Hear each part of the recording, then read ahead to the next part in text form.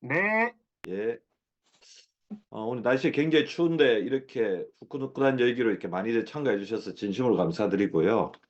오늘 제가 이제 3주 동안 이제 우리 여러분들과 이제 건강에 관련된 이야기를 나눌 건데, 제가 올해 이제 우리 아메이에 있는 리더님들하고 같이 이렇게 이야기 나누면서 가장 감명 깊었던 게 세 개의 어떤 자산이었죠. 경제 자산, 그 다음에 매력 자산, 그리고 건강 자산인데, 사실 우리가 이제 우리 리더님들은 사실상 그걸 이제 준비를 하셔야 됩니다. 100세 시대. 지금 우리나라 사람들이 평균 수명이 몇 살인지는 다 알고 계시죠? 남자와 여자 이제 평균적으로 딱 하면 83.6세인데요.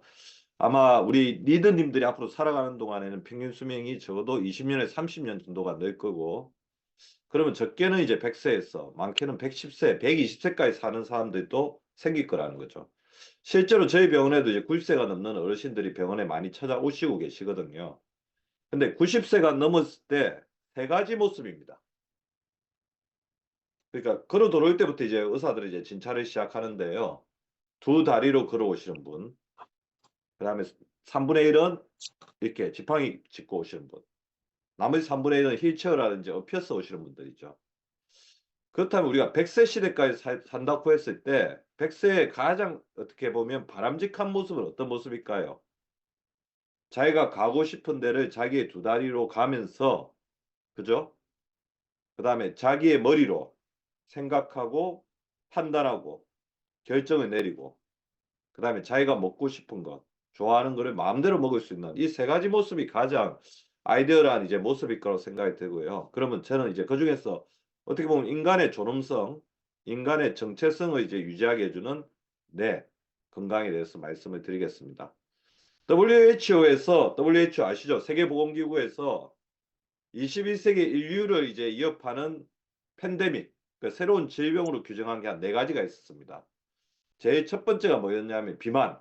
그러니까 그전에는 질병으로 크게 가치를 안 가지던 어떤 상태입니다. 비만이었고요.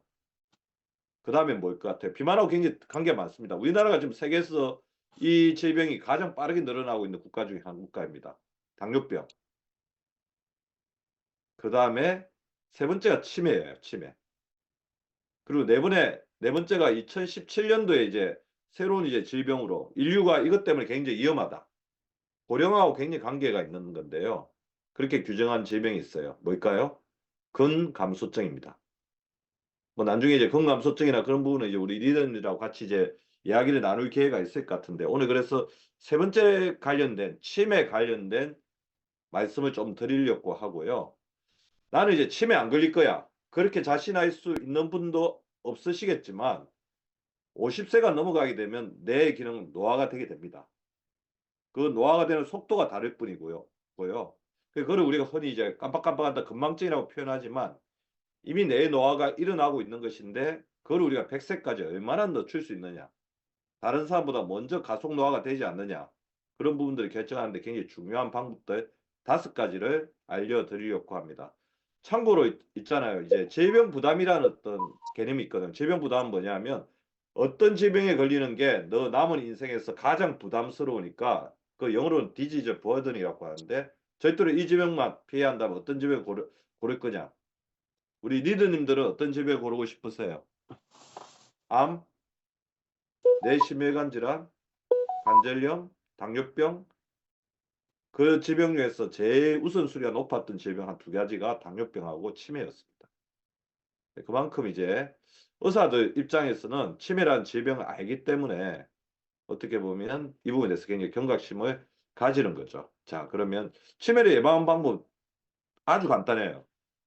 뇌의 기능, 이렇게 복잡한 뇌의 기능을 잘 유지하고 연결시키는 겁니다. 그래서 저는 그렇게 생각합니다. 뇌는 그 자체로도 굉장히 중요하지만 내가 가지고 있는 각각의 영역들을 잘 결합시키면 내가 서로서로 도와줍니다. 근데 대뇌에 이거 수많은 이제 뇌들이 있는데, 이 뇌들의 어떤 영역이 이렇게 고립되면 기능이 떨어지기가 굉장히 쉽다는 거죠. 치매로 가는 굉장히 지름길이 될 수가 있고요.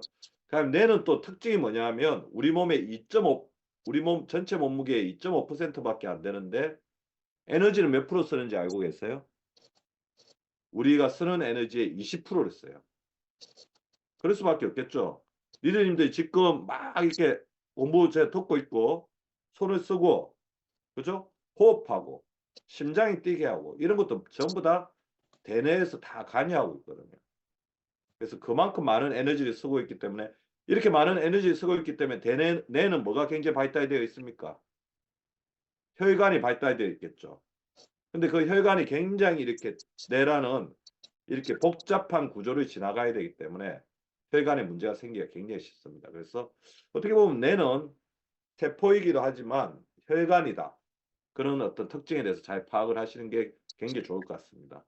그래서 이제 우리나라에서 지금 굉장히 급속하게 당뇨병 아까 제가 팬데믹이라고 말씀드렸는데 치매가 아주 급속하게 늘어나고 있습니다. 아까 평균 수명 100세 시대 우리나라가 세계에서 가장 빠르게 이제 고령화가 되고 있는 나라이기 때문에 이 경도인지 장애나 치매 유병률도 굉장히 올라갈 수밖에 없는 그리고 이미 80대 이상에서는 2명 중에서 1명은 치매 위험에 놓인 치매까지는 아니다고 하더라도 경도인지 장애 위험에 놓인 그런 상황이라는 거죠. 80대가 지나면 2명 중에 1명은 그럴 수가 있습니다. 그리고 본인이 이제 경도인지 장애나 치매에 속하지만 진단을 받았지 않기 때문에 숨겨진 분들이 굉장히 많아요.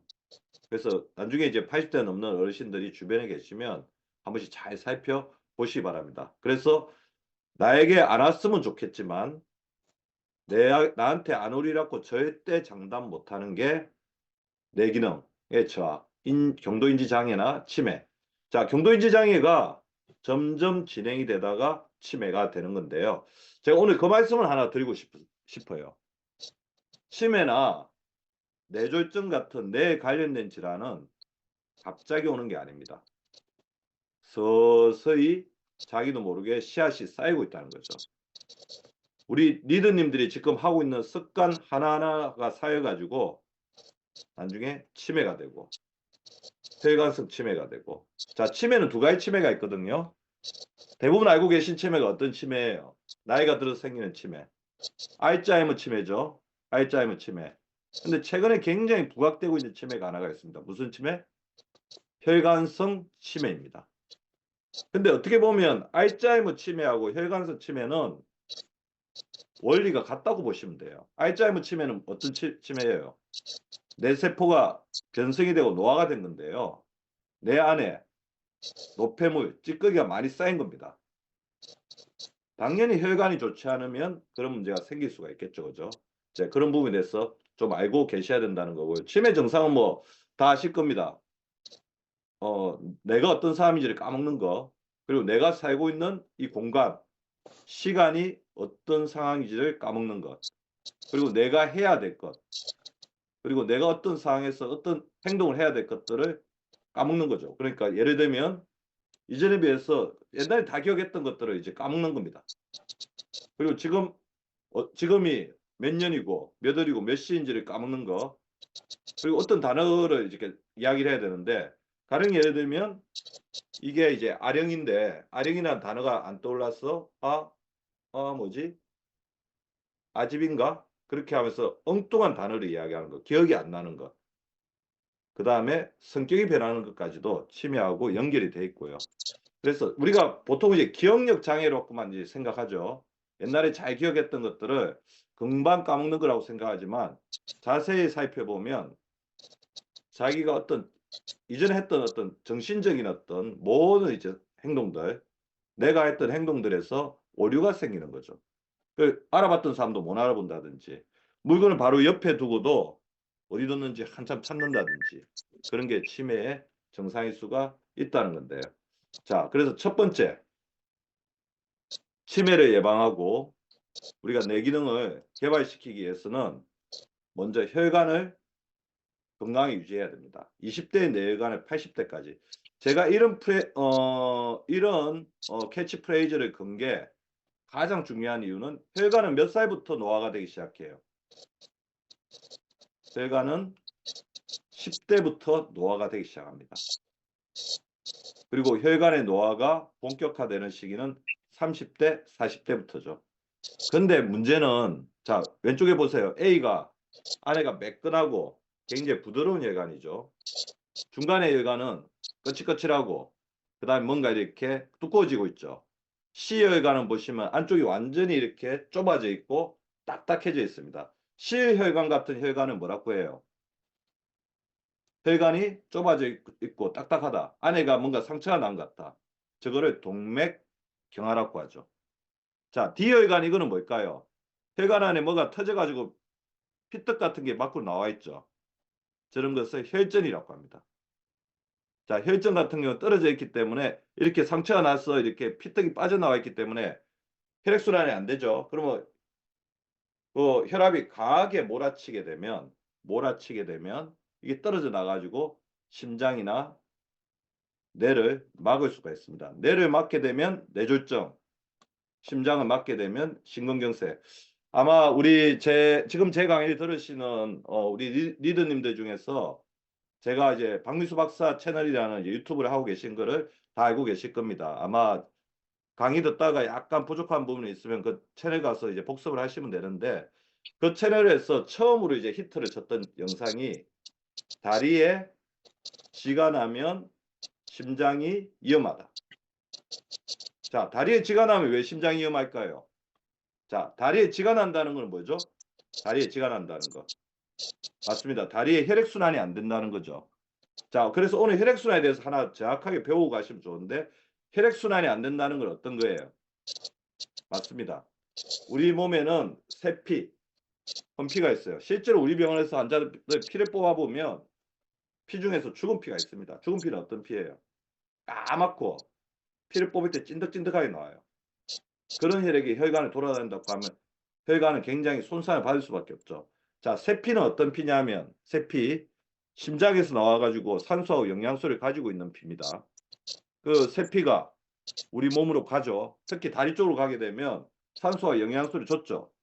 그러면 헌피가 된 거예요. 자, 헌피는 어떻게 돼야 됩니까? 빠르게 심장으로 돌아와야 되죠. 그러면 심장으로 안 돌아오고 헌피가 계속해서 다리에 머물러 있는 증상을 다리에 쥐가 난다. 자, 다리에 머물러 있게 되면 어떻게 되겠습니까? 산소와 영양소가 부족하게 이미 이제 산소가 없는 상태이기 때문에 빨리 돌아와야 되는데 안 돌아오고 있으니까 다리가 산소 부족 상태, 즉 물에 빠진 것 같은 상태가 되는 거죠. 그래서 나를 살려주 우리가 물에 빠지면 어떻게 합니까? 나를 살려주십시오 이야기하죠. 그게 바로 다리에 쥐가 나는 겁니다. 근데 제가 보니까 다리에 쥐가 나시는 분들이 어떤 분들이 자주 나느냐? 종아리 근육이 약하신 분들이에요. 특히 중년 여성분들은 에스트로겐이 수치가 떨어지면 갱년기 지나서 에스트로겐 수치가 떨어지게 하면 종아리가 가늘어지거든요. 그러면 종아리가 제2의 심장으로서 이 펌프 역할을 해줘야 되는데 펌프 역할을 못하다 보니까 이쪽에서 못 올라가는 거죠. 그래서 주로 언제 다리에 쥐가 나죠? 밤에 잠을 잘 때. 밤에 잠을 잘 때 다리에 쥐가 나면 혈액순환을 돌려야 되는 심장이 그거를 못 돌렸다고 생각하고 갑자기 깜짝 놀라니까 깜짝 놀라서 이게 순환을 하다 보면 심장에 무리가 가고 부정맥 같은 일이 생길 수가 있다는 거죠. 그래서 다리에 쥐가 나는 분들은 반드시 어떻게 해야 됩니까? 종아리 근육을 개발해야 되는데 종아리 근육을 강화시키기 위해서 가장 중요한 것은 발목 근육을 강화를 시켜야 됩니다. 종아리 근육은 제2의 심장이다. 제2의 심장인 종아리 근육을 지배하는 것은 발목이다. 자, 그래서 어떻게 하시면 되냐면요. 발을 쭉 뻗어보세요. 저는 1시간에 한 번씩 이걸 합니다. 그리고 당겨보세요. 그리고 돌려보세요, 한번. 그렇죠. 이게 발목 스트레칭인데요. 이거를 시간 날 때마다 해주셔야 돼요. 안 그러면 나중에 발목이 뻣뻣해져가지고 발목이 뻣뻣해지면 종아리 근육이 뻣뻣해지거든요.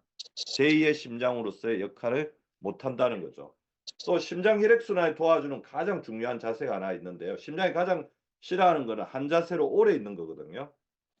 그래서 저는 이제 1시간에 한 번씩 아까 발목 돌리기와 더불어서 자, 손을 뻗으시고 손 털고 잼잼 손 털고 잼잼 이게 우리 팔 근육이 심장하고 굉장히 가까이 있기 때문에 우리가 이 동작을 함으로써 심장하고 가는 이 털어줌으로써 잼잼 해줌으로써 심장하고 가는 혈액을 굉장히 원활하게 돌리는 데 도움을 줄 수 있습니다.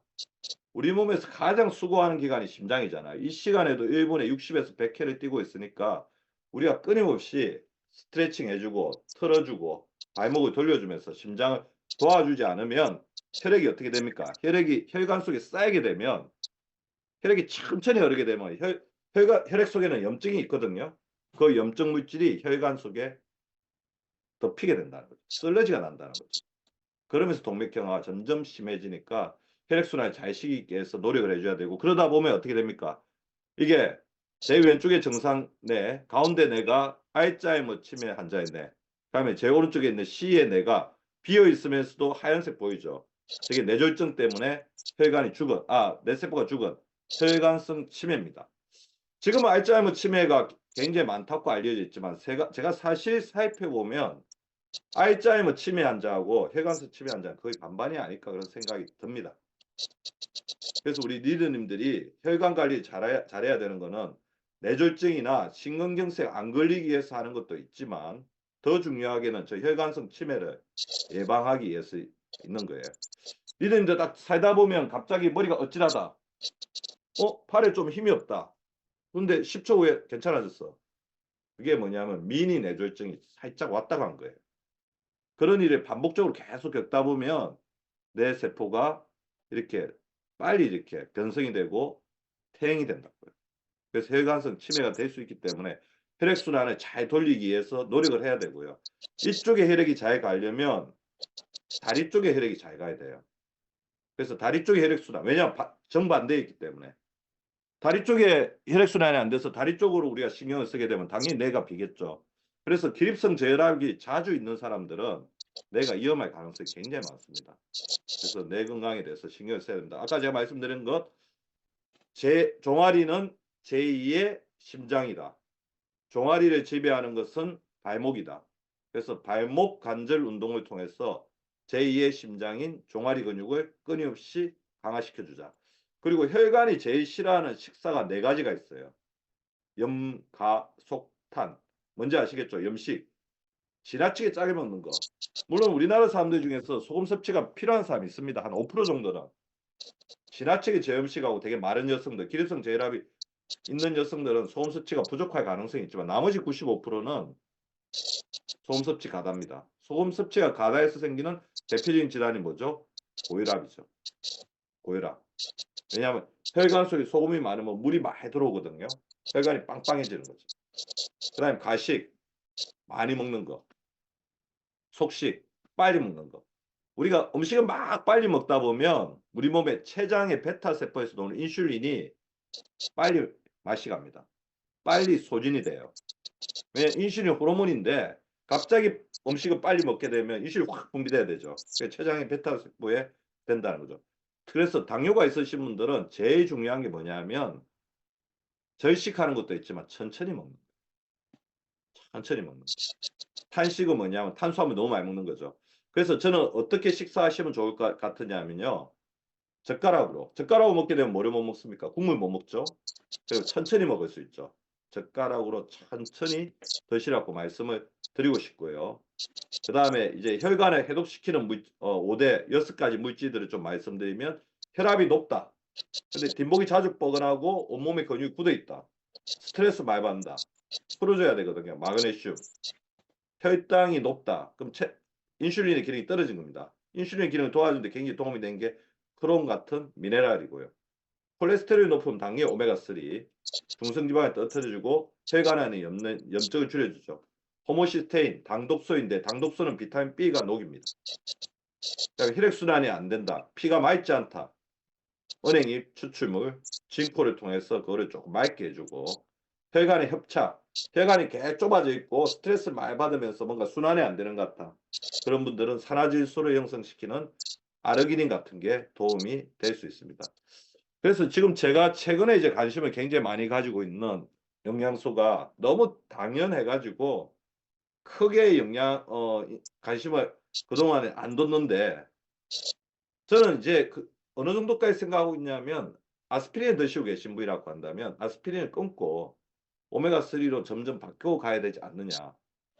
오메가3 자체가 혈관도 늘려주고 부드럽게 해주고 혈관 안에 있는 노폐물도 줄여주고 그다음에 콜레스테롤도 떨어뜨려주는 효과도 있지만, 그래서 항상 몇 대 몇 정도를 먹으라고 해요. 2대 1 정도로 먹으라고 그러죠. 오메가6가 2 정도가 되면 오메가3가 1은 돼야 되는데 우리나라 사람 서구화된 식습관을 하면 오메가3 1에 오메가6가 10 정도 되니까 이렇게 되면 오메가6는 자꾸 염증을 만들고 피를 굳게 만드는 경향이 있고 오메가3는 피를 맑게 만드는 영향이 있으니까 이게 밸런스가 무너지게 됩니다. 그래서 오메가3를 많이 섭취를 해서 이거의 밸런스를 맞춰주는 게 굉장히 중요하죠. 그래서 오메가3의 섭취를 늘리는 게 중요하고 그거 못지않게 중요한 게 그래서 보시면 그 가이드라인은 어떻게 되어 있느냐 500mg에서 2000mg 2g 정도를 하루에 먹으라고 하는데 심혈관 질환, 암, 염증성 질환이 있는 사람 하루에 1g 심혈관 질환이니까 중성지방을 낮춰야 하는 경우는 2에서 4g 그다음에 우울증이나 불안증이 있는 사람 뭐 1에서 2g 정도 먹으라고 돼 있고요. 자, 최근에 이제 좀 각광을 받고 있는 게 우리 오메가3가 대사 물질을 만드는데 SPM이라는 대사 물질을 만드는데 이 SPM은 우리 몸에서 전신적인 만성염증을 떨어뜨리는 항염증 물질로서 작용한다. 그동안에는 오메가3가 그냥 단순히 피를 맑게 하고 콜레스테롤을 떨어뜨리는 그런 역할만 하는 줄 알았는데 이 SPM이라는 거는 우리 몸에 만성염증이 있을 때 그런 만성염증을 줄여주는 데 있어서 오메가3가 만들어내는 대표적인 유익 물질이고 우리 유산균이 포스트바이오틱스를 만들어내서 우리 몸에 작용하듯이 오메가3가 SPM을 만들어내서 우리 몸의 염증을 줄여준다. 그리고 거기에 굉장히 중요한 역할을 하는 게 우리가 오메가3 하면 두 가지가 있죠. EPA, DHA가 있는데 DHA가 그거의 어떤 중요한 역할을 한다는 것들이 밝혀져 있는 거죠. 자, 그리고 아까 제가 말씀드린 은행잎 같은 경우가 혈관 안에 있는 염증을 줄여주고 혈액을 맑게 하는 그런 효과가 있으니까 혈액순환이 좀 안 되면서 뭐 이명 같은 증상이 있으신 분들은 은행잎 추출물에 도움을 받는 것도 도움이 될 것 같습니다. 제가 그래서 아까 이제 치매는 저는 어떻게 생각하냐면 염증 물질이라고 생각해요. 염증 질환. 제가 염증 질환이라고 규정하는 질환이 몇 개가 있는데요. 비만은 염증 질환이다. 자, 이거는 뭐냐면 비만은 염증을 만들어내는 질환이다. 그래서 전신 염증 질환이다. 그래서 우리가 복부지방, 특히 내장지방은 염증 덩어리다. 그렇게 말씀을 드리고요. 자, 치매는 뭐냐면 염증에 의해서 내가 공격을 받아서 누적된 염증으로 인해서 내 세포가 손상된 질환이다. 그렇게 봅니다. 그렇다고 하면 우리가 우리 몸에서 염증을 조절해야 되는데 염증을 조절하는 데 있어서 가장 우리가 관심을 가져야 되는 제일 중요한 신체 기관이 어디겠어요? 바로 장이라는 거죠. 자, 그래서 그런 두 가지 이론에서 시작하시면 됩니다. 장내축은 들어보셨죠? 장하고 뇌는 연결되어 있다. 그래서 장을 뭐라고 해요? 제2의 뇌라고 그죠? 장을 제2의 뇌라고 하죠. 그래서 장내축. 하나 더 말씀을 드리면 장에서 만들어지는 유익물질은 뇌로 많이 보내고 장에서 만들어지는 유해물질은 뇌로 가는 것을 막는 게 굉장히 중요한 관건인데 대부분 이제 현대인들은 장의 마이크로바이옴의 균형이 깨어져 있기 때문에 장의 어떤 점막이 마이크로바이옴의 균형이 깨지면 장점막을 뚫고 장 안에 있어야 될 여러 가지 염증물들이 장점막을 뚫고 혈관을 타고 우리 몸을 퍼지거든요. 그런 어떤 위험성에 있다는 거죠. 자, 이거 하나 따라해 보십시오. 장과 뇌는 연결되어 있으며 서로에게 영향을 미친다. 장은 제2의 뇌이다. 자, 다시 이야기하면 뇌를 좋게 하려면 장을 좋게 하고 장을 좋게 하려면 뇌의 어떤 스트레스를 조절하는 게 중요합니다. 그래서 배가 자주 아프거나 소화가 안 되는 사람들은 뇌에 문제가 있을 가능성도 있어요. 그래서 그거를 해결해 주는 게 중요하고 특히 제가 요즘에 주목하고 있는 질환이 새는장 증후군. 과학적으로는 우리나라 사람들 한 10% 정도가 새는장 증후군이라고 하지만 저는 실제로 이제 우리나라 모든 사람들은 새는장 증후군의 소질은 가지고 있다고 봐요. 물론 잘 방어해 가지고 우리 리더님처럼 잘 방어하면 대부분 큰 문제 없이 지내겠지만 소질은 가지고 있기 때문에 누구나 새는장 증후군이 될 수 있다는 겁니다. 새는장 증후군은 뭔지 아시죠? 장점막은 굉장히 촘촘합니다. 그래서 영양소만 통과시키고 장 안에 있는 독소, 노폐물을 막아내야 되는데 그거를 뭐라고 하냐면 선택적 투과성. 그리고 선택적 투과성을 하는데 가장 중요한 역할을 하는 게 뭐냐면 마이크로바이옴이에요. 100쪽의 마이크로바이옴이 장점막에 딱 이렇게 특히 유익균이 딱 붙어가지고 먼저 방어하고 있어가지고 못 들어가게 한다는 거예요. 근데 유익균하고 유해균의 균형이 깨져서 유해균이 더 많아지면 장점막을 오히려 유해균이 공격하거든요. 그건 장점막에 염증이 팍팍 생기는 거예요. 그 사이로 장 안에 있어야 될 독소들이 타고 우리 몸속으로 퍼지는 거죠. 그래서 장누수 증후는 만성염증의 시발점이다. 그렇게 보시면 되고요. 자, 어떤 분들이 그러냐면 비타민 A, D, 아연 같은 섭취가 부족한 분들, 술을 많이 먹는 분들, 스트레스 많이 받는 분들, 진통소염제를 장기간 사용하는 분들, 과도한 정제 탄수화물, 당이 높은 음식을 많이 먹는 사람들, 항생제를 남용하는 사람들은 마이크로바이옴의 균형이 깨지겠죠. 자, 그렇게 되면 어떻게 되느냐? 이거는 어떻게 발견을 했느냐면요. 치매 환자분들의 어떤 뇌 세포를 뇌 조직을 이렇게 해부해 가지고 분석을 하다 보니까 어 장에서 많이 발견되는 염증 물질이 치매 환자의 뇌에서 굉장히 많이 발견됐다는 거예요. 아, 그래서 그렇게 생각한 거죠. 장점막을 뚫고 나온 이 유해 물질이 뇌까지 가서 뇌를 변성시켰구나. 치매를 만들었구나. 그 가장 대표적인 게 LPS입니다. 리포 다당류. 리포, 지방, 다당류, 정제 탄수화물. 그래서 고지방 식이하고 정제 탄수화물, 고도로 가공된 탄수화물이 만나가지고 염증화된 물질을 만들어내고 게 뇌까지 공격한다는 거죠. 그래서 우리가 장점막을 잘 지켜야 되겠죠. 장점막을 잘 지키는데 굉장히 중요한 원리가 있죠. 유산균이죠. 그래서 유산균을 외부에서 공급을 해줘야 되는데 유산균만 있으면 100%이면 못 발휘합니다. 뭐가 있어야 돼요? 프로바이오틱스는 뭐가 있어야 됩니까? 프리바이오틱스가 있어야 되죠. 프리바이오틱스는 뭐예요? 식이섬유, 올리고당. 유산균이 식이섬유, 그러니까 채소를 만났을 때 만들어내는 물질이 뭐냐면 단세 지방산입니다. 단세 지방산, 짧은 사슬 지방산, 영어로는 숏체인 패티 애시드죠. 근데 이거는 뷰티르산, 아세트산, 프로피온산 이런 게 있고요.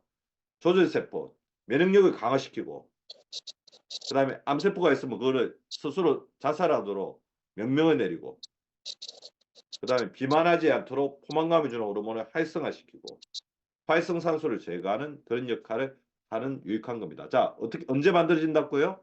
유산균이 식이섬유를 만났을 때 만들어내니까 유산균을 섭취할 때는 항상 식이섬유를 규칙적으로 섭취하는 게 굉장히 중요하고 아까 제가 구멍 난다고 했죠. 장누수증후군 그런 것을 메꿔주는데 굉장히 도움되는 영양소가 지금 글루타민이라는 비필수 아미노산 조건부 필수 아미노산 이거는 뭐냐면 내부에서 이렇게 만들어지는데 어느 시점 되면 굉장히 부족해지기 때문에 외부에서 공급하는 게 필요한 지방산입니다. 글루타민 기억하시기 바랍니다. 그리고 뇌 균형을 맞추는 데는 도파민, 세로토닌, 노르에피네프린, 가바가 있는데요. 도파민은 내가 성공해야 되겠다. 세로토닌은 나는 행복해야 되겠다. 노르에피네프린은 이 싸움에서 이겼다. 집중해야 되겠다인데 이것들의 균형을 잡아주는데 굉장히 중요한 역할을 하는 게 가바고요. 가바하고 도파민의 기능이 떨어지면 우리가 파킨슨병, 치매 같은 어떤 질환들이 생기는 겁니다. 그래서 가바를 잘 형성시켜주는 아까 이야기했던 이 글루타민 같은 게 가바의 재료이기 때문에 이것을 잘 형성시켜주는 게 중요하고요. 사실 저한테 우리 너무 이제 뻔한 이야기라서 강조를 안 해도 되지만 내가 치매에 안 걸리게 해서 내가 택할 수 있는 하나의 방법이 있다면 뭐냐? 저는 충분한 수면을 취하는 거라고 생각합니다. 몇 시간 정도 자야 돼요? 몇 시간 정도 자는 게 충분한 수면이라고 알고 계십니까?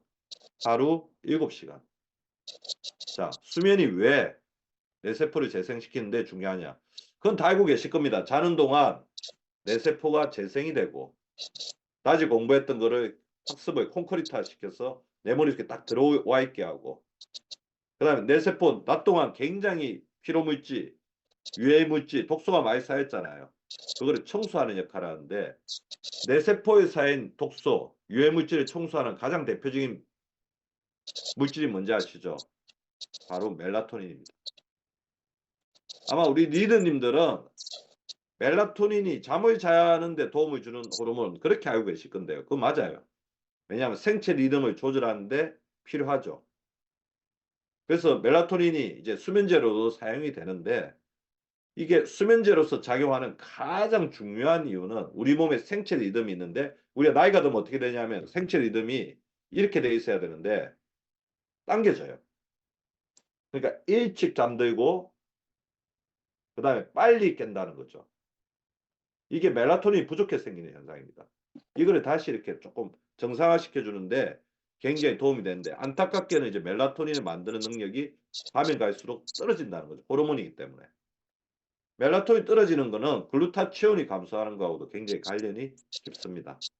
그러니까 멜라토닌은 언제 만들어지냐? 자, 근데 멜라토닌은 생체 리듬 호르몬, 수면 호르몬으로 기억하시면 되고요. 하나, 플러스 알파에서 더 중요한 역할을 합니다. 뭐냐면 우리 몸에서 가장 강력한 무슨 호르몬일까요? 항산화 호르몬입니다. 활성산소를 제거하는 항산화 호르몬. 근데 멜라토닌의 가장 중요한 장점이 있죠. 뭐죠? 호르몬이기 때문에 뇌를 자유자재로 넘나든다는 거예요. 뇌는 통과시키지 않는 물질이 굉장히 많습니다. 근데 호르몬이기 때문에 멜라토닌이 뇌세포로 직접 가서 뇌세포를 재생시키는 역할을 한다는 거죠. 뇌세포에 쌓인 활성산소를 없애는 역할을 합니다. 그래서 멜라토닌 부족하게 되면 굉장히 문제가 되는 거죠. 그래서 외국에서는 지금 멜라토닌 자체가 치매를 예방하고 뇌를 보호하는 효과 이런 부분에서 굉장히 연구를 많이 진행하고 있고 아마 이런 부분 자체가 조금 더 이렇게 많이 알려지는 게 굉장히 필요할 것 같아요. 그래서 우리 리더님들 중에서 나는 수면제 먹어도 잠이 잘 안 와. 물론 태아닌도 굉장히 도움이 될 수도 있지만 멜라토닌 한번 시도를 해보시기 바라고요. 수면제 용도로 넣은 건 아니기 때문에 잠자는데 별로 신통하지는 않더라도 생체 리듬을 조절하는 데 굉장히 도움이 될 수 있습니다. 근데 약을 먹거나 영양제로 섭취하는 거 못지않게 더 중요한 게 뭐겠어요? 멜라토닌은. 멜라토닌 어떻게 만들어지냐면요. 낮에 햇빛을 쬐을 때 여기 송가선에서 만들어지거든요. 송가선에서 만들어져 있다가 밤에 분비가 되는데 멜라토닌이 분비되는 조건이 있습니다. 어떤 조건일까요? 빛이 하나도 없어야 돼요. 빛이 있으면 멜라토닌이 안 나옵니다. 밤에 나와 있기 때문에. 그래서 우리가 밤에 잠을 잘 때 제일 주의해야 되는 게 뭘까요? TV 켜놓고 그다음 커튼으로 밖에 있는 커튼으로 가로등불 다 들어오고 그다음 전등 켜놓고 밤에 잠을 자도 잔 게 아닙니다. 멜라토닌이 분비가 안 되는 거죠. 무슨 말인지 알겠죠? 그리고 밤에 잠을 주무실 때 이 스마트폰 같은 경우도 저는 지금은 요즘은 이제 밤에 잠을 잘 때 스마트폰을 머리맡에 두지 않고 무조건 거실에 두고 들어옵니다. 이 블루라이트가 계속 나오기 때문에 우리가 깊은 잠을 자는 것을 방해한다는 거죠. 스마트폰은 최대한 멀리 알람 소리가 들릴 정도만 그렇게 하자는 겁니다. 자, 낮에 햇빛을 반드시 쬐고 밤에는 빛을 완벽하게 제거하고 낮낮 밤밤 그리고 하루에 7시간은 반드시 숙면을 하는 게 중요하다는 거죠. 더불어서 이제 성장 호르몬이 밤에 깊은 잠을 잘 때 분비되는데 성장 호르몬도 굉장히 중요해요. 이게 노화를 방지하는 데 굉장히 중요한 호르몬이죠. 근데 성장 호르몬 나 멜라토닌이나 이런 것들 다 특징이 있어요. 단백 섭취가 굉장히 중요합니다. 그래서 양질의 단백질을 섭취하는 게 굉장히 중요하다. 자, 단백질 이야기하니까 이제 근육이 나오는데요. 제가 오늘 이제 유튜브에 올렸던 영상도 당뇨를 예방하려면 우리가 늘려야 될 게 딱 하나가 있다. 뭐냐? 바로 근육입니다. 자, 근육하고 당뇨하고 무슨 상관이 있을까요? 운동을 많이 해서 당뇨가 예방이 될까요? 자, 근육은 뭐냐면 우리 인슐린이 당을 저장하는 창고입니다. 자, 여러분들 지금 제 강의를 다 잘 듣고 계시죠? 근데 아무도 이 뇌에서 에너지를 엄청나게 많이 쓰고 계시거든요. 근데 누구도 뭔가 이렇게 드시지 않고 제 강의를 듣고 있다는 거죠. 그럼 뭡니까? 몸에 저장해 놨던 에너지, 포도당을 꺼내서 쓰고 있다는 거죠. 그거를 저장시키는 역할을 하는 게 인슐린인데 그 인슐린이 저장시키는 창고 1번 간, 포도당을 저장시킵니다. 2번 근육, 3번 지방세포. 아시겠죠? 그래서 탄수화물이 들어오면 포도당으로 분해가 되고 그러면 췌장에서 베타세포에서 인슐린이 나와서 포도당을 잡아가지고 간에 데리고 가면 간에는 이제 이 인슐린이 믿을 수 있는 인슐린인지 얘가 사기꾼인지 판단하는 인슐린 수용체가 있어요. 그럼 믿을 수 있으면 어떻게 합니까? 문을 열어주겠죠. 그럼 거기다 저장, 포도당을. 간에 저장하고 근육에 저장하고 지방세포에 저장한다는 거죠. 근데 문제는 너무 많이 먹는 거지. 그러면 어떻게 됩니까? 간이나 근육은 한계가 있고 지방세포가 막막 늘어나다가 아까 제가 비만은 무슨 질병이라고 했어요? 염증 질환이라고 그랬죠. 더 이상 오면 안 돼. 염증을 막 뿜어낸다는 거죠. 그렇게 되면 어떻게 되냐? 인슐린 수용체가 그 다음부터는 인슐린이 와도 문을 열어주지 않는 거죠. 문을 열어주지 않으니까 어떻게 되겠습니까? 저장을 못하고 어떻게 됩니까? 혈액 속에 돌아다니죠. 피 검사해 보면 혈당이 높게 나오죠. 혈액 속에 돌아다니다 어떻게 됩니까? 이 혈액 속에 돌아다니는 당은 굉장히 화가 나 있는 당이에요. 혈관에 찌릅니다. 그래서 혈관 속에 못이라고 보면 돼요.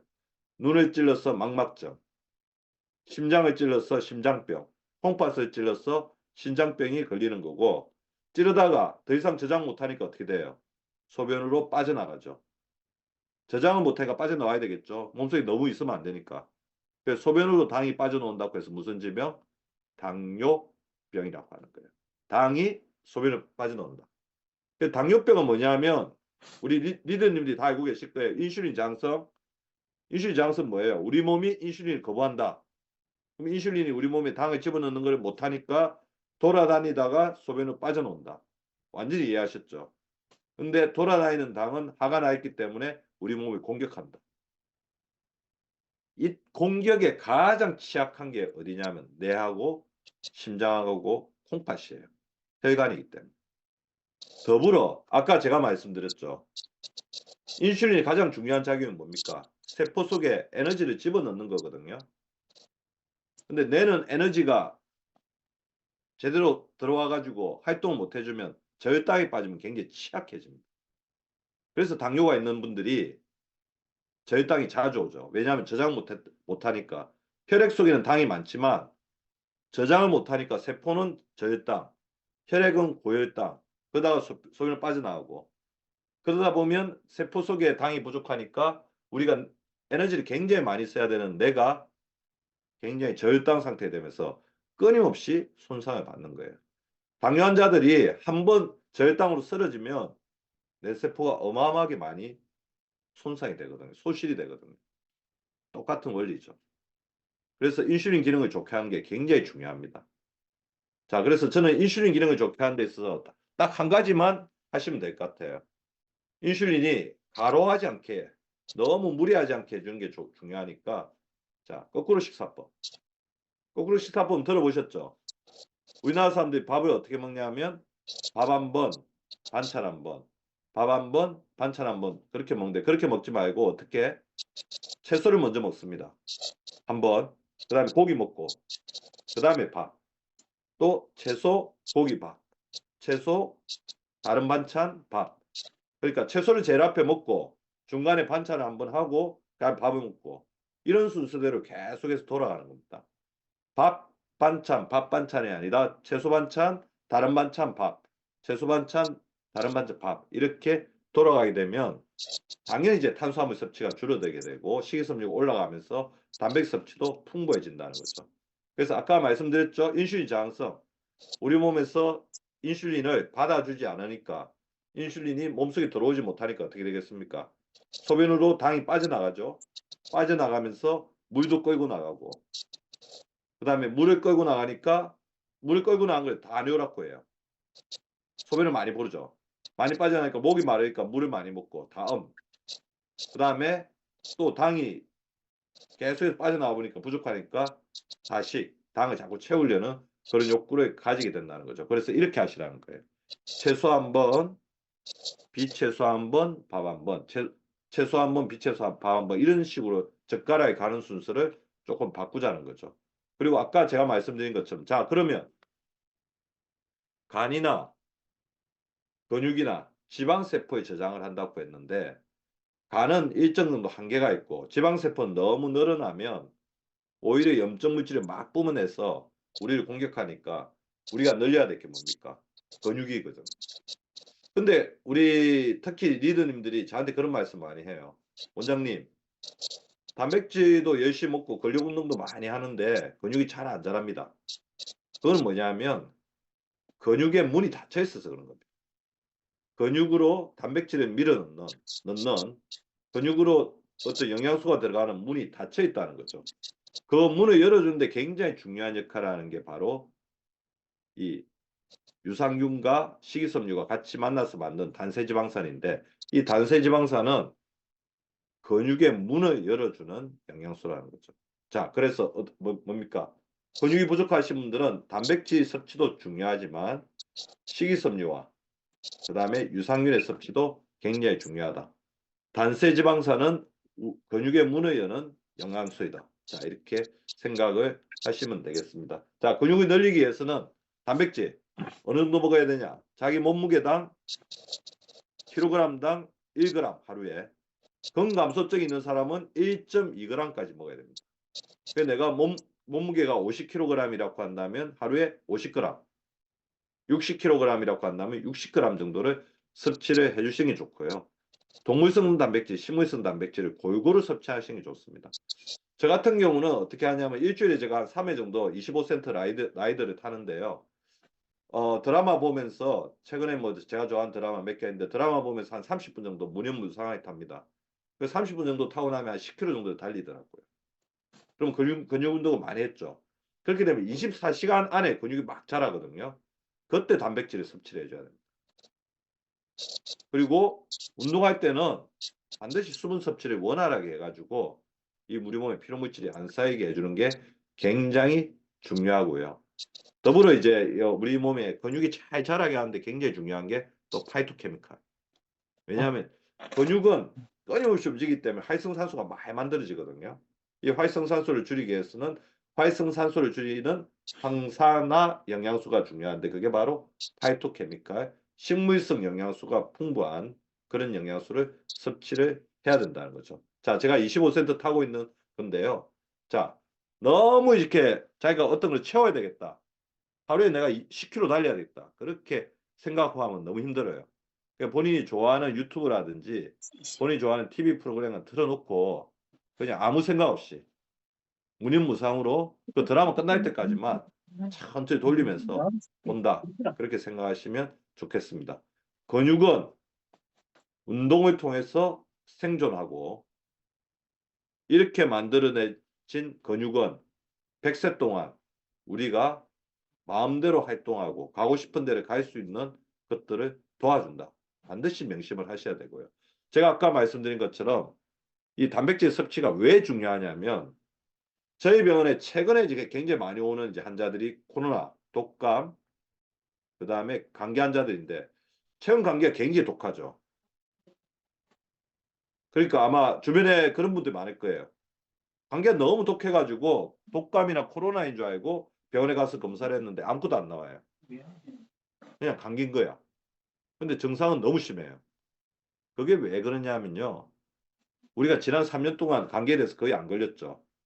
그러니까 면역이 학습이 안 돼 있는 겁니다.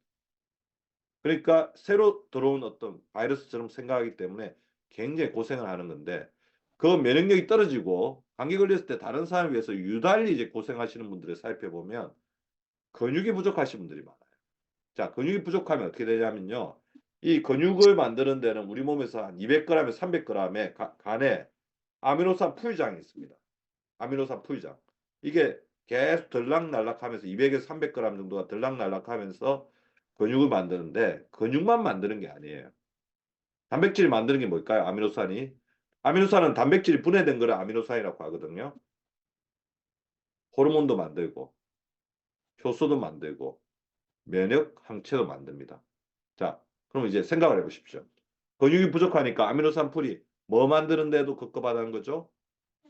근육 만드는데도 급급하니까 호르몬이나 항체를 만드는 면역 항체를 만드는 능력이 떨어질 수밖에 없는 거죠. 그리고 그것도 아셔야 됩니다. 근육에서 나오는 물질 있죠? 아까 유산균에서 나오는 유산균이 만드는 유해물질을 뭐라고 했어요? 숏체인 패티애시드 단세지방산이라고 했죠. 근육에서 나오는 유익물질이 또 있어요. 그게 뭐냐? 마이오카인이라는 건데, 마이오카인. 아, 역시 많이 아시네. 마이오카인인데, 마이오카인이 우리 몸에 염증을 없애는데 굉장히 중요한 역할을 합니다. 그래서 내가 몸에 염증이 많다. 해결책은 따로 있지 않습니다. 근육을 늘리기 위해서 근력 운동을 꾸준히 해주시고, 충분한 수면을 통해서 성장 호르몬 멜라토닌을 분비시키고, 단백질, 비타민 B, 유산균, 이런 부분들의 섭취를 통해서 근육을 만드는 시너지를 만들어주는 게 굉장히 중요합니다.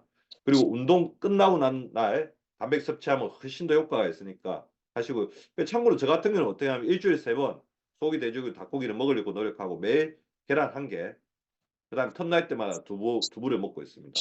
그 다음 견과류 중에 땅콩을 되게 좋아하고 이렇게 섭취를 하고 있고요. 기본적으로 오메가3라든지 비타민 B, 단백질 뭐 그런 부분들은 보충을 해주고 아까 항산화 영양소, 파이토케미칼, 천연 영양소 그렇게 체크를 해주고 있죠. 5번째, 우리가 100세까지 뇌를 쓰려면 결국은 뇌는 키워야 됩니다. 치매에 걸리거나 우울증에 걸리거나 인지기능 저하가 있는 사람들은 머리가 너무 복잡한 사람입니다. 자, 머리가 복잡하면 단순히 제가 스트레스가 많으니까 뇌에 안 좋다. 스트레스 많이 받으니까 활성산소에 되게 취약하다. 그 이야기를 하는 것뿐만 아니라 우리 뇌에 너무 많은 이제 정보가 들어가게 되면 뇌 시냅스가 충돌을 일으켜 가지고 연결이 안 돼요. 끊어진다는 거죠. 그러니까 새로운 세포, 뇌에서 가장 중요한 게 뇌 가소성이거든요. 뇌 가소성은 뭐냐면 뇌는 한번 망가지면 회복이 안 되는 조직입니다. 그래서 우리가 뇌졸중 걸리면 평생 이제 반신불수로 사는 이유가 그것 때문에 그래요. 반신불수 있다가 많이 회복하셔가지고 이 정도까지 하시던데 그거는 뭐냐면요. 그 뇌세포가 다른 세포, 멀쩡한 뇌세포를 시냅싱을 시켜가지고 그쪽으로 기능을 옮긴 거예요. 그러니까 뇌 가소성을 잘 유지하도록 하는 게 굉장히 중요한데 뇌 가소성을 유지하려면 뇌를 비우는 게 굉장히 중요합니다. 제가 아까 말씀드렸던 것처럼 아드레날린, 도파민, 세로토닌, 가바 이런 게 굉장히 중요하고 결국 노르에피네프린하고 양대 산맥을 이루는 스트레스 호르몬 있죠. 스트레스 호르몬이라고 해서 무조건 나쁜 건 절대 아니에요. 뭐든지 과하면 안 좋은 거예요.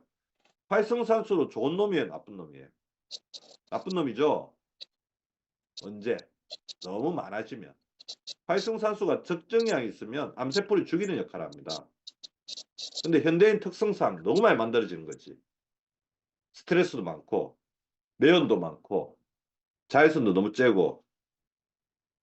그래서 이 코티졸도 굉장히 중요해요. 코티졸 자체가 어떻게 보면 우리 인간이 뭔가 위기 상황에 처했을 때 그걸 이겨낼 수 있게 만성적으로 잘 대응할 수 있게 도와주는 역할을 하는 건데, 자 보십시오. 급성 대응 아드레날린, 노르에피네프린 이거 싸운 겁니다. 코티졸 뭔가 자기를 계속 공격하고 있어.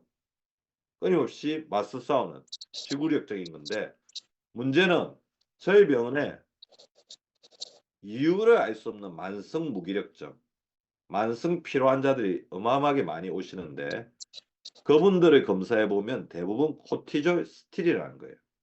자, 아까 우리가 굉장히 위기 상황에 있으면 코티졸이 우리가 이겨낼 수 있도록 힘을 내야지. 이것만 지나면 괜찮을 거야. 우리 어떻게 보면 지금 너무 춥잖아요, 그죠? 이게 시베리아에 있을 때 우리 이겨낼 수 있게 하는 그런 힘이 이제 코티졸에서 나오는데 코티졸이 계속 분비되는데 만성적인 스트레스가 1, 2주 만에 끝나면 괜찮은데 너무 많은 스트레스가 장기간 돼버리면 코티졸이 계속 만들어져야 되기 때문에 어떻게 됩니까? 코티졸을 만드는데 우리 몸의 호르몬 재료인 우리 몸의 호르몬 재료가 위에 있습니다. DHEA 이걸 하나 기억해 놓으세요. D, H, E, A. 성호르몬을 만들고 우리 몸에 있는 호르몬 재료를 만드는데 가장 중요한 원료인데 이게 코티졸 만드는 대로만 다 가기 때문에 DHA가 고갈이 되는 거예요. 근데 그러다 보면 어떻게 됩니까? DHA가 고갈이 되면 결국엔 또 모두 고갈이 되겠습니까? 시간이 지나면 코티졸까지 같이 고갈이 되죠. 자, 이거를 코티졸 스틸이랍니다. 코티졸이 DHA를 다 뺐었는데 자기가 뺐어서 막 쓰다 보니까 나중에 결국 자기 오는 DHA의 파이프마저도 끊어져 가지고 코티졸도 떨어져 버리니까 어떠한 위기 상황이나 스트레스에 대응할 수 없는 만성 무기력증. 여러분들이 흔히 잘 알고 있는 불심피로 그 상태에 빠지는 거죠. 검사해 보면 DHEA가 200 정도가 나와야 되는데 이런 분들은 10, 20, 코티졸도 10에서 20이 나와야 되는데 2, 3 그렇게 나온다는 거죠. 그게 바로 불심피로입니다. 자, 만성 스트레스를 줄이려면 어떻게 되냐? 이렇게 만성적인 스트레스를 주는데 가장 큰 거는 여러분도 아닐 것 같죠? 걱정이에요, 걱정. 머릿속에서 떠나지 않는 걱정입니다. 그건 알고 계시잖아요. 우리가 하고 있는 걱정의 96%는 쓸데없는 걱정이다. 절대로 발생하지 않는 일 40%, 이미 일어난 일 30%, 별로 신경 쓸 일이 아닌 거 22%, 어떻게 바꿀 수 없는 일 4%, 사실상 해결할 수 있는 일은 4%밖에도 없는데 걱정한다는 거죠. 자, 그래 걱정에 대해서 어떻게 생각하시면 되냐면요. 지금 걱정 엄청 되는 일이 하나 있어요. 그럼 어떻게 처음에 걱정되죠? 안 되면 어쩔 수 없어요. 저도 걱정이 굉장히 많은 사람이라서 압니다. 그럼 어떻게 주문을 거시면 되냐면요. 지금 너무 걱정스럽지만 불안하지만 하루 지나면 50%, 3일 지나면 70%, 일주일 지나면 90%가 없어질 거고 한 달 지나면 거의 기억이 안 날 수도 있다. 하나. 두 번째, 내가 하고 있는 걱정은 옆에 있는 다른 사람도 누구나 하고 있는 걱정이다. 세 번째, 그래도 걱정이 되면 진짜 이 걱정은 내가 해야 되는 걱정이구나. 그렇게 생각하시면 됩니다. 그리고 걱정이 너무 많으신 분들한테 제가 하나 팁을 알려드릴게요. 저는 이거를 통해서 굉장히 예민했던 성격을 좀 많이 고쳤거든요. 생각 중지훈련입니다. 눈 감고 머릿속에 생각이 떠오르면 생각 그만. 생각 그만하시고요. 저는 머리가 완전히 다 비어졌습니다. 지금 강의하고 있는 것도 까먹었어요. 자, 그 다음에 코로 들이마시고 입으로 내쉬고 코로 들이마시고 입으로 내쉬고 이게 생각 중지 훈련 플러스 코호흡 훈련인데 시간 날 때마다 좀 해보십시오. 처음에 좀 힘들지 몰라도 나중에 되면 그냥 생각 자체가 확 리셋이 돼가지고 도움이 될 겁니다. 자, 내비우기도 굉장히 중요합니다. 가끔 멍하니 먼 산을 바라보다. 그리고 금방 말씀드렸던 생각 중지 훈련을 하라. 독서도 굉장히 도움이 되죠. 아마 우리 리더님들은 책을 굉장히 많이 읽고 계신 분들이 있으니까 만날 스마트폰만 보지 마시고 책을 보십시오. 책을 보면 완전히 다른 세상이 펼쳐집니다. 그래서 저는 요즘에는 지하철 같은데 다니면서 책 같은 거 가지고 다니면서 이제 보려고 이제 노력을 많이 하고 있어요. 7시간 잔다. 아날로그 게임을 한다. 생각 중지 훈련한다. 편안한 마음을 주는 음악을 하루 3번 이상 듣는다. 깊이 몰입할 수 있는 신체 활동을 찾아 지속적으로 실천한다. 가장 마음 편한 친구와 만나 중요하지 않는 주제라도 대화를 나눈다. 반려견과 놀고 가볍게 산책하고 이런 것들을 하는 게 좋을 것 같습니다. 근데 결국에 이제 스트레스를 줄이는데 가장 중요한 거는 이 긍정 호르몬이거든요. 세로토닌. 세로토닌은 행복 호르몬, 옥시토신은 스킨십. 그러니까 어떤 사람을 사랑하는 마음이 있을 때, 좋아하는 사람을 접촉했을 때 생기는데 이 옥시토신은 우리 엄마가 아기를 낳을 때 자궁을 수축시켜서 세상에 놓오도록 본인은 굉장한 산통이 있더라도 우리 아이가 무사히 놓오도록 이렇게 자궁을 수축시키는 호르몬인데 굉장히 강력한 건강 증진 효과가 있습니다. 세로토닌이 면역 수치를 좋게 한다는 건 다 알고 계신 거고요. 근데 이 자리에서 바로 가능하죠. 자기 화면을 보시고 자기가 좀 좋아하는 어떤 파트너들이 있을 거예요. 그 리더님들한테 당신이 세상에서 제일 멋져 한번 이야기해 주시기 바랍니다. 당신이 세상에서 제일 멋져 박수 한번 쳐주시고요. 예, 그 사람한테 이러면 그 사람이 기분이 좋을 것 같죠. 근데 이 이야기 하는 순간 우리 리더님들의 이 세로토닌이 확 올라왔어요. 면역력이 굉장히 좋다는 거죠. 그래서 1시간 동안 너무 강의 열심히 잘 들어주셔서 좋고요. 근데 결국에 내 기능을 발전시키는 것은 인간관계에서 나오는 것 같습니다. 그래서 공감대 있는 네트워킹, 사람들과 자꾸 어울리면서 좋은 생각을 하고 좋은 이야기 나누는 것 자체가 미래의 시대를 이끌어가는, 그래서 디자인을 좋아하고 스토리를 바꾸고 조화롭게 이야기하면서 다른 사람 이야기 공감할 수 있고 인생은 놀이처럼 잘 즐기고 의미 있는 일을 하는 그런 리더님이 되면 좋을 것 같습니다. 그래서 마지막 뇌를 살리는 항스트레스 영양요법 한번 정리하면서 오늘 강의를 마치도록 하겠습니다. 뇌는 장이다. 마이크로바이옴, 글루타민. 근육이 뇌의 자산이다. 단백질, 비타민 B. 뇌는 혈관이다. 은행, 오메가3. 잠이 신경재생을 돕는다. 마그네슘, 태아닌. 내 DNA 노화를 막아야 된다. 항산화, 글루타치온, 셀레늄, 비타민C, 파이토케미칼, 천연 비타민 섭취를 하시면 좋을 것 같습니다. 리더님들이 1시간 동안 굉장히 집중해서 잘 들어주신 것 같고요. 그래서 리더님들의 평생 젊은 뇌를 응원하면서 오늘의 강의를 마치도록 하겠습니다. 감사합니다. 네, 고생해주신 우리 박민수 원장님께 다시 한번 큰 박수 부탁드립니다. 네.